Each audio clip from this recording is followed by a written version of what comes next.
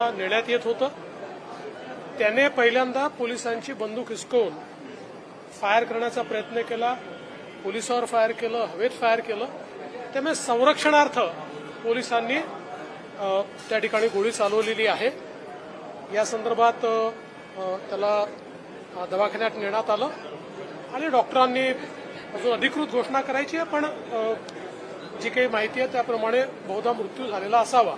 त्यामुळे हे कुठलंही प्रवोक किंवा याच्यामुळे झालेलं नाही, तर एक प्रकारे पोलिसांनी स्वसंरक्षणार्थ केलेला हा गोळीबार आहे, ज्याच्यामध्ये या आरोपीचा मृत्यू झालेला.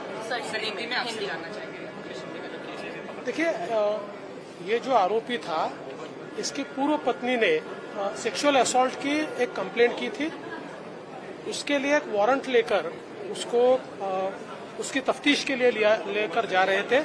उस समय उसने पुलिस की बंदूक छीनकर पुलिस के ऊपर गोली चलाई, हवा में गोली चलाई और अपने संरक्षण के लिए पुलिस ने उसके ऊपर गोली चलाई. उसको हॉस्पिटल में ले जाया गया और अभी ऑफिशियली डॉक्टर डिक्लेयर करेंगे, लेकिन जो प्राथमिक जानकारी आ रही है शायद मृत्यु हुई है. देखिए, अपोजिशन हर तरीके से हर चीज पर सवाल उठाता है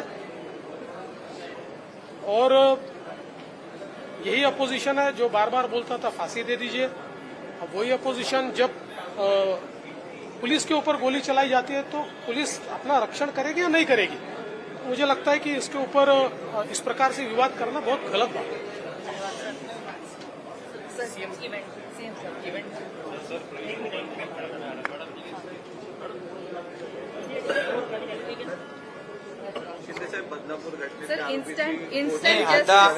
आता गृहमंत्री महोदयांनी या बाबतीत माहिती दिली आहे.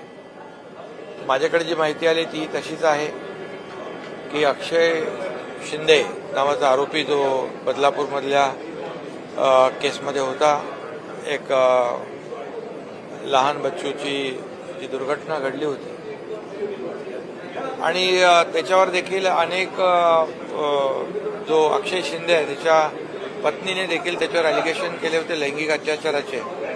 आणि अशा प्रकारचा हॅबिच्युअल गुन्हेगार तो होता आणि त्याला तपासासाठी बाहेर आणल्यानंतर त्याने पोलीस API निलेश मोरेवर गोळी झाडली. त्याच्यामध्ये निलेश मोरे जखमी आहे आणि मग स्वसंरक्षणार्थ पोलिसांनी बचावासाठी गोळ्या झाडलेल्या आहेत आणि त्यामुळे पोलीस तपास सुरू आहे आणि त्याच्यावर निलेश मोरे आहे त्याच्यावरही उपचार चालू आहे. एवढी प्राथमिक जी माहिती आहे त्याप्रमाणे अशा प्रकारची घटना घडलेली आहे.